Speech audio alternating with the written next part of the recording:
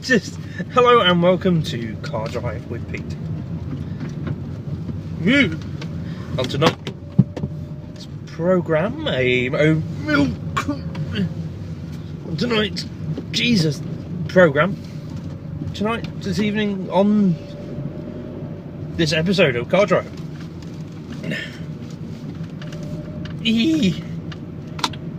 A lot of steering.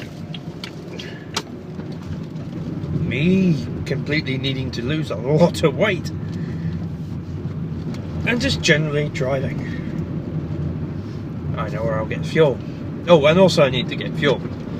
You'll notice a big bass drum there. Don't worry about that. Also, a big shout out to Adam Lloyd. Ooh, yes, you.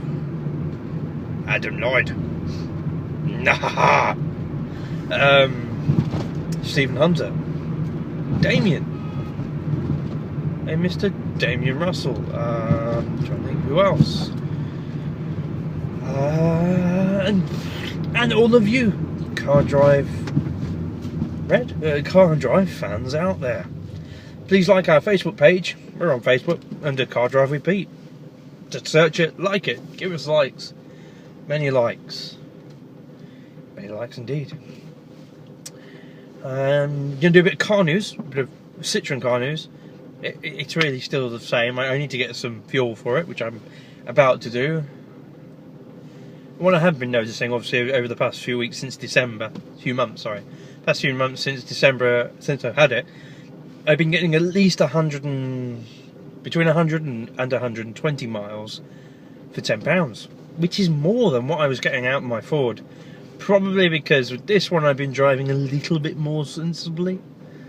Been driving a bit more pedestrianly, like, sort of more with more respect.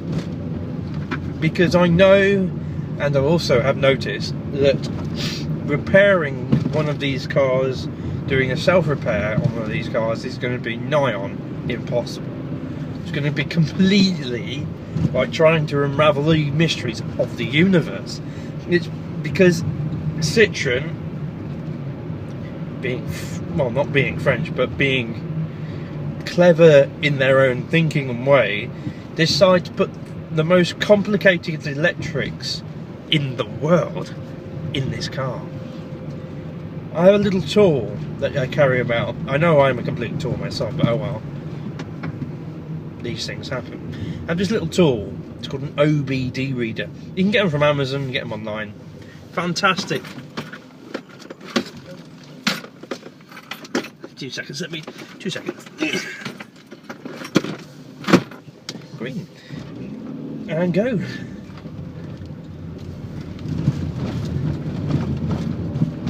And you're an ass. Yes, sorry, OBD reader. Cool drug dealer. Anyway, this little device, OBD reader, plugs into your OBD ready thingy near your fuse box and or in your cabin, probably under the passenger seat and or under the passenger seat. Sorry, in the passenger footwell or the driver's footwell. There's one in here where there's a little thing that you pull out by the driver's neck down past the headlight lamp adjuster and the dim switch for the center console and the wing mirror electronic selector thingy. So yeah, this OBD reader plugs in. There's a 12-pin plug. And I need to drive. I really need to clean this car up. But anyway, yeah, this little device, and you can get them to sync with either Android systems or Apple systems. So you can download them all. Some of them are free, some of them you have to pay for. And I also use my iPad. There's one that I use on my iPhone, and it gives me a full readout of any error codes that have gone on wrong with it, and or if there's anything wrong mechanically or sometimes electronically on the car. But yes, and there's no batteries in this because it just runs off the power that's given to it. I'm going to attempt to put this back in the glove box, so bear with me a few moments. Just like that. Oh yes, things I carry around in my glove box. Realistically, it just should. Realistically, it should be called a little cubby hole. Ah, space saver. What a tit. I always carry in my glove box, well, in my car, spare old gaffer tape. Actually, I need to put the other one in there. A flathead screwdriver and a Phillips screwdriver. You, sir, need to use your indicator. And also I do as well. Trying to think, what else? Sunglasses. Pair of headphones for your mobile phone, just in case someone calls you and you're like, ah! And you don't have one of those things that clamp on like I have with this phone. Clutter. Clutter indeed. Ooh.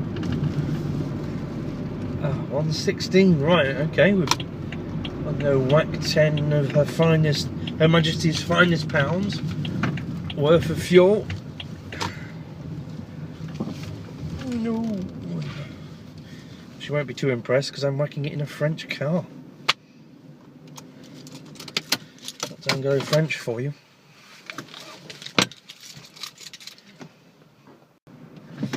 So yes, it just filled up.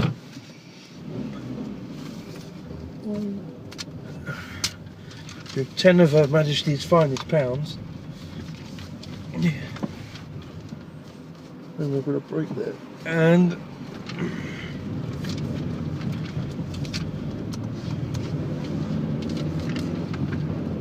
still feels slow as anything. Yes, and it's gotten me 8.56 litres. For £10.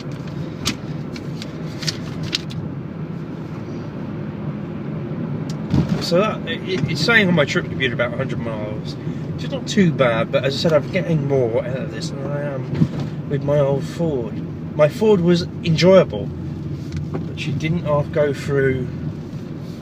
I think I was getting something like 60 miles to £10. So I'm doing 40 more miles to the £10 in this vehicle than I was in my Ford. But again, it could be down to driving style, because in this you have to take a little bit more of a laid back approach to driving, the sort of more Sunday driving style, sort of carefulness, whereas in the Ford it was lovely, enjoyable driving. But yeah, it was probably down to my driving. But it must be one of those things that it must have been that particular type of vehicle, as they explained on a very popular pokey motoring show that we all know, that we all wish was back with the original lineup. But hey ho, I'm going to continue doing this. But yes, as they said on the pokey on the pokey motoring show, that respective of the type of car you have, respects on the size of your chap. The more flashier the car, they say, the smaller the chap, and the less flashier the car, they say, the more average or larger size chap the chap may have. I don't know if that is true. I have no idea if it is or not. But also, they were saying some cars give them a fizzing sensation in the pit of their stomach. We know this is not a Citroen AX like the one chap said he gets this fizzing sensation in the pit of his stomach, just in front of his prostate, but above the testes.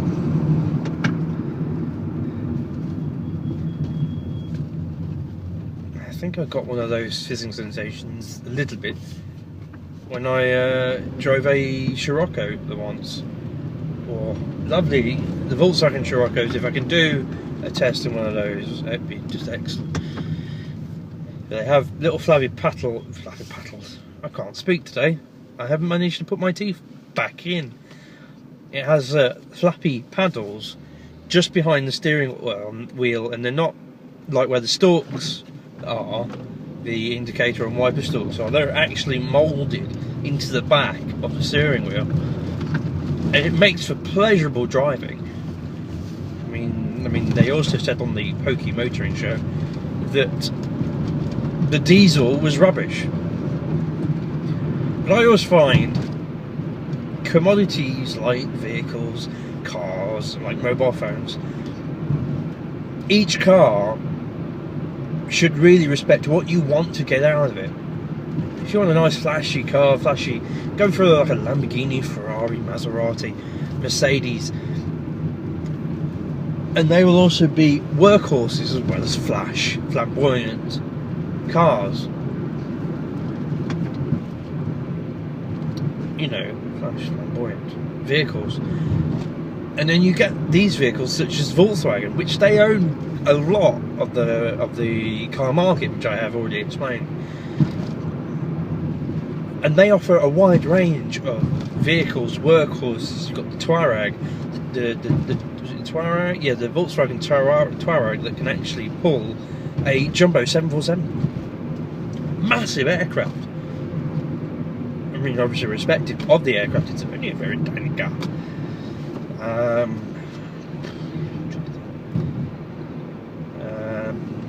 Trying to think of anything else here. And then you get cars such like the Land Rover Discovery or the 110 Defender. Yeah, it's green, mate. Open your eyes. I know you're not awake. Bloody pedestrians. Anyway, Land Rover 110, the Defender and the Discovery, two very good workhorses. And okay, yes, they're 4x4s, and your tax per year is going to cost, you know, in excess of £400. But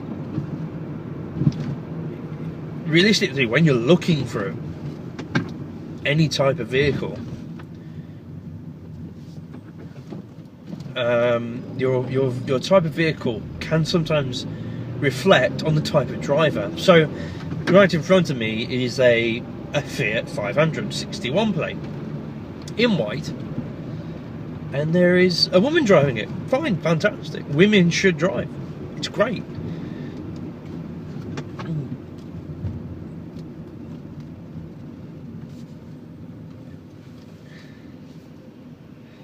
But you can tell it could be a blonde driver. It could be a blonde woman driving. I have nothing against women that drive. They should all drive and they should all vote. It's excellent and great and groovy and grand.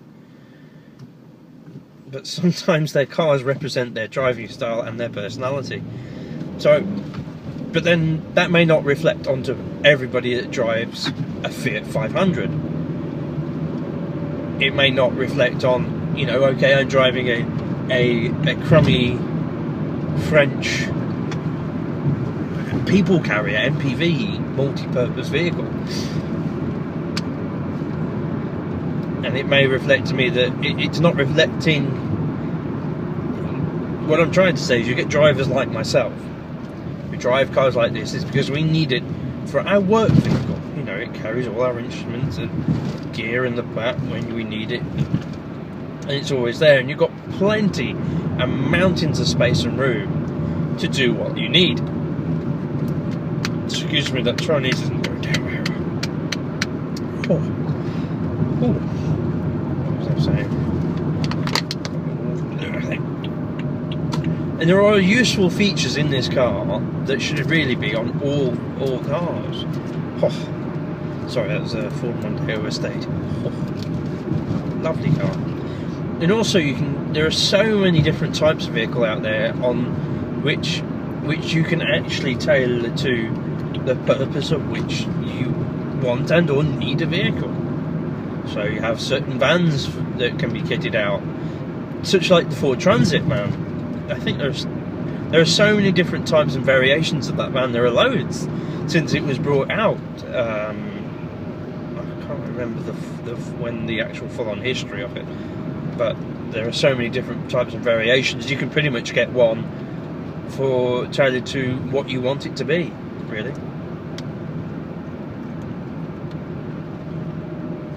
Oh, that's nice. Ooh.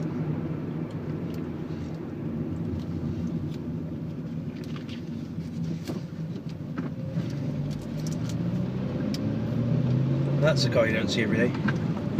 An old Mazda MX-5 N-Reg, where it's the one with the full kit. It's not the soft top two-seater version.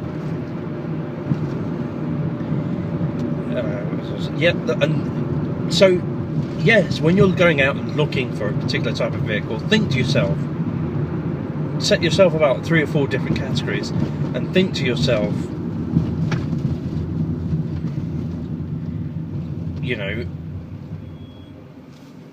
and set the categories and stick to them. Really? Come on, mate. I can only rev 200 revs in first.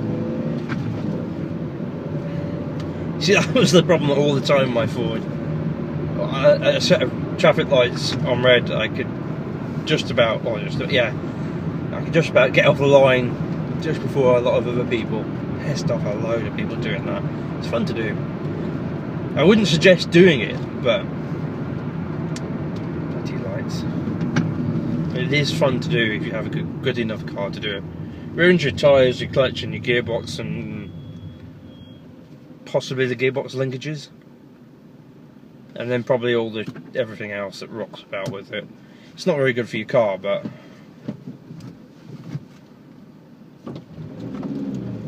so if you've got, see, I don't know if you can hear it, but she does rev. So I'm in third now, and the guy on my right side, I've just told him, is a Volkswagen Golf TDI. Also, there was a thing I was thinking about the other day as well.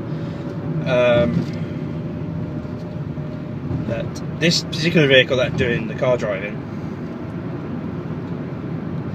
is a work vehicle. It gets me from A to B, and sometimes you see just over my shoulder bass drums, bass guitars, sometimes speakers. You'll see all manner of things behind one of my shoulders, because as I keep saying, this is my work vehicle,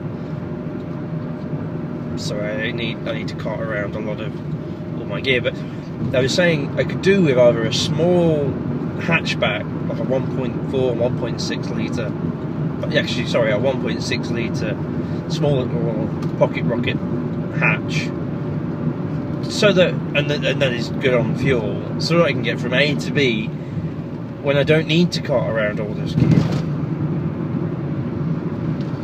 That would be a good little vehicle, just to do those little errands, because this is really meant to be sitting on autobahns or A roads or B roads or motorway. It's meant to be sitting on there doing long drives and long journeys across the countryside, or just pottering about. Well, actually no, you could call it a city MPV as well. So many categories you can just reel off and just say, well, it could be this, it could be that, it could be this, it could be that, it could be that, it could be this. Also, I've also realised that I can't do any self-service on this vehicle, like I did with the Ford. Did a lot of self-service on the Ford. Excellent. This one, because of all the electronic wizardry that goes on, you can't.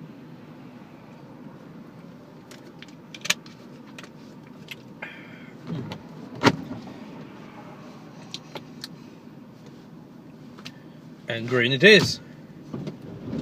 Power. What what's left of it.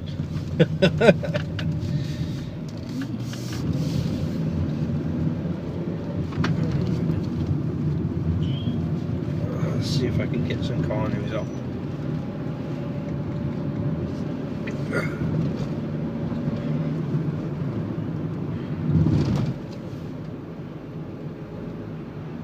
Latest car news.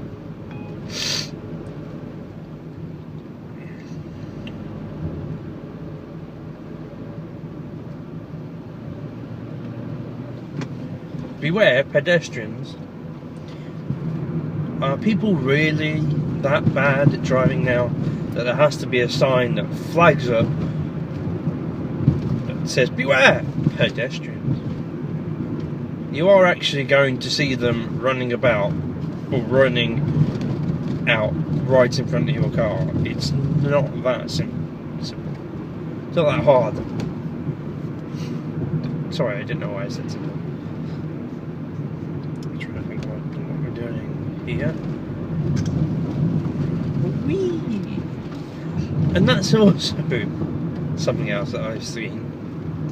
These new cars, there's a fairground attraction just going on there. You're probably seeing just going past. I don't know how good the picture is. Anyway, these new cars that are coming out with the LEDs. I mean, yeah, that's okay. It looks all funky, and apparently the LEDs or HIDs, whichever one you've got the LEDs at the bottom and the HIDs.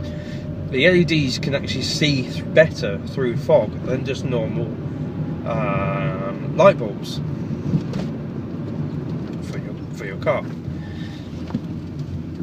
But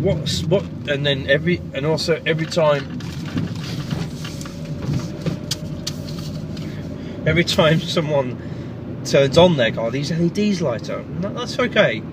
But when they forget to put on their actual main lights, that's when it gets annoying. When you're driving along and they've just got these little LEDs lit up and then haven't realised and or forgotten to notice why people are actually flashing them, or realising that why people are trying to go, your lights are not on. I mean, common courtesy. Pedestrians, when you're walking across the road in front of live traffic, you stop live traffic. It's like there's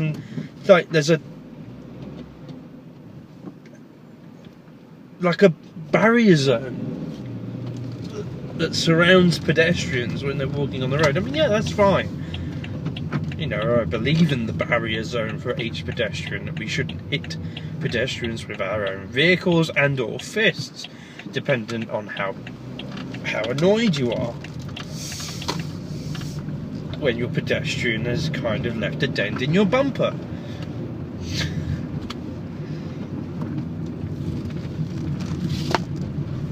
But realistically, I think every pedestrian should know the highway code.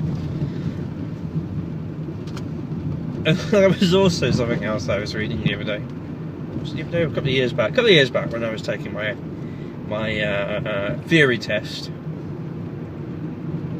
I have to read the book.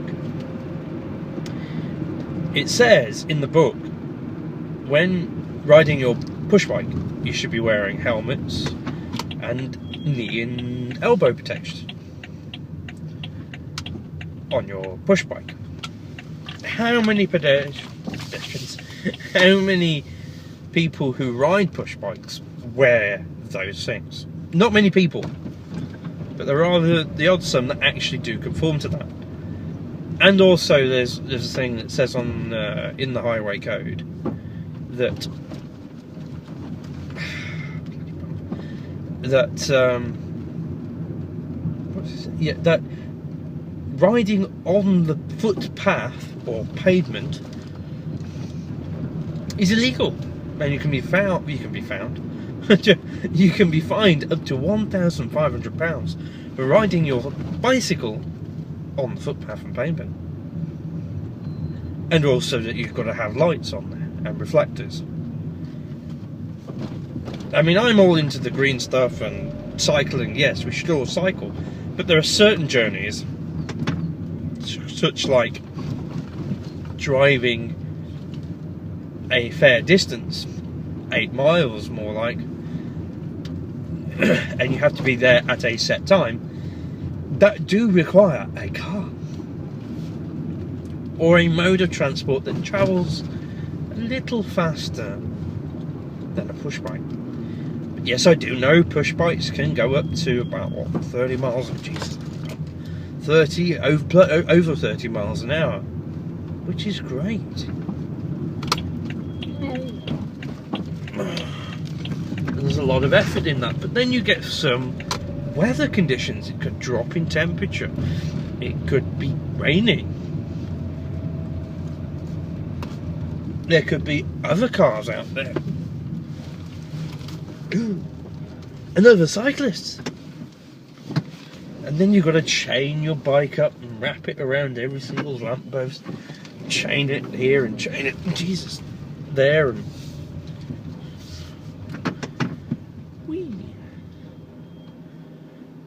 realise why your bike has gone, because you haven't chained it